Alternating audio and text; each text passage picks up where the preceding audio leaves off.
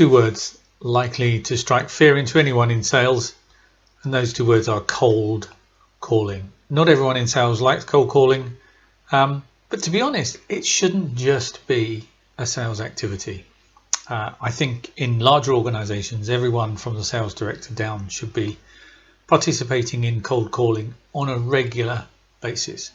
Perhaps for smaller organizations, then it should be a lot wider than that. Maybe even the entire company should participate in cold calling. But what is cold calling? Well, we know it's about contacting potential customers of the future. Maybe you could consider that there are flavors of cold calling, customers you've not spoken to for some time. You could even use some of the following techniques we're going to go through now for potential suppliers of the future. But let's be clear, cold calling is not grab a phone number, get the phone and hit it and away we go. Yes, we perhaps need some of that kind of attitude in doing some of this, but cold calling itself is a lot more than that. And we need to segment the customers, we need to build a script, we need to know how to deal with objections and voicemail, and we need a follow-up. And we'll go through all of those in turn.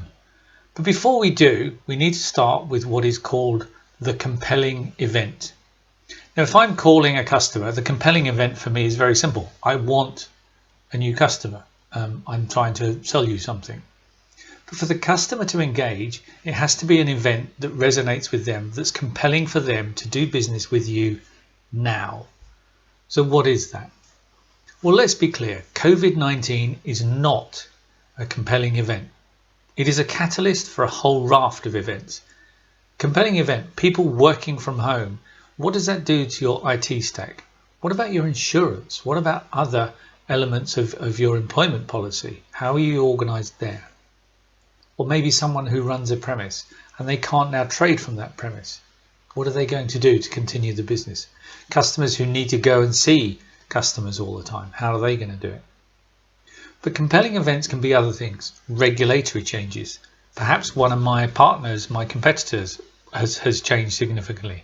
Perhaps the person I'm trying to call, one of their major competitors, has changed significantly recently. But whatever it is, it's a compelling event. It's an event that means that they want to talk to you about doing business now, today. Not next year, but right now. So the first thing we need to do is take our customer list or potential customer list and segment it.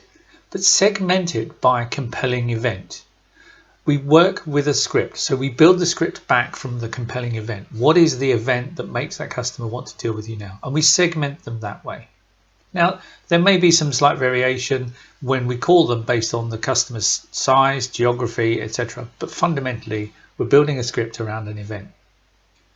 I like to preempt my cold calls with an email to the customer, potential customer.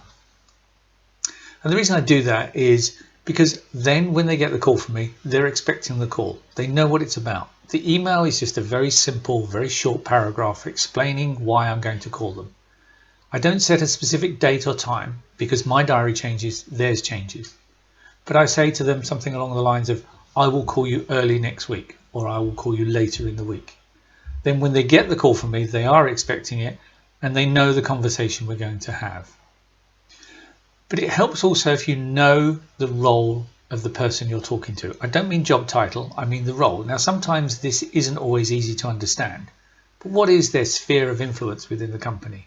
What is their capability? What is their decision-making power? And what is the decision-making process?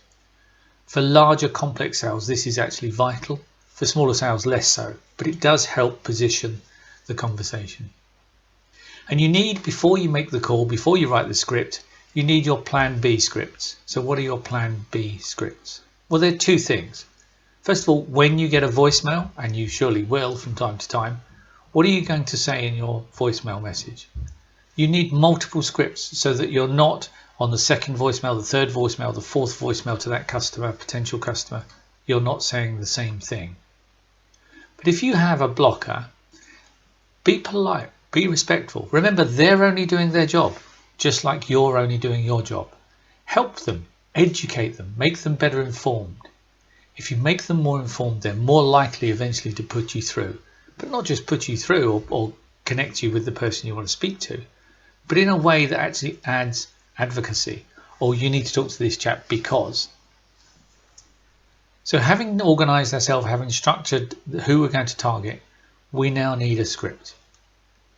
The script needs to be efficient. Their time is precious, your time is precious.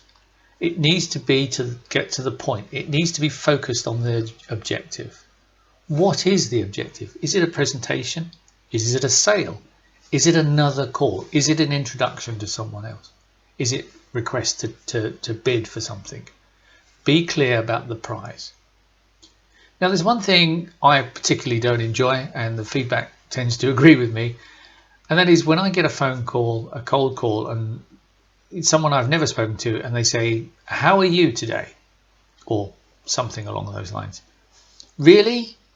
I don't know you. You don't know anything about me. What do you care about my day? It is not an icebreaker. In fact, studies have shown that it actually turns more people off than it does engage people. But you do need an icebreaker. Refer back to the email I mentioned, or perhaps something that is happening that is relevant to them at the time, but something that's non-threatening, but something that just breaks the ice. Now, the script you need to use needs to be clearly written and simple and focused to the point. Learn your script, but please don't learn it parrot fashion. It needs to flow freely, and you need to do it in a way that you listen to them and their comments and their noises, even if they say no, and work with them, but stick as best you can roughly to the script. Now, if you're not confident at cold calling, print the script off, blue tack it to a wall, do the call standing up. You'll be a lot more confident that way. If you get a no, do not expect that to mean no. If they say no, not right now, take the word no out. It just means not right now. If they say no, we can't afford it, what they're not saying is no. What they're saying is we're interested, but we can't afford it. So learn to deal with no's. Now, very often no doesn't mean a no in this instance. Learn to work through the no's, challenge them back, push back against their objections, and try and understand what the real reason for their objection is. If you keep getting no's, then schedule a follow-up call, perhaps in 6 months' time or towards the end of the year. Now, do it in a way that doesn't give them a chance to say no. Thank you very much for your time. I appreciate you're very, very busy, and look, I accept what you say. What I'll do is I'll schedule something in the diary to call you back in 6 months, but thank you very much for your time. I will send you an email just to confirm this, and then hang up. It's as simple as that. I mentioned plan B, but also have a focus on your next steps. Now, if you get that rejection and it is 6 months, do send them an email. Send them an email that says if they want to contact you beforehand, they can. If you get multiple voicemails, make sure you have different scripts for each voicemail.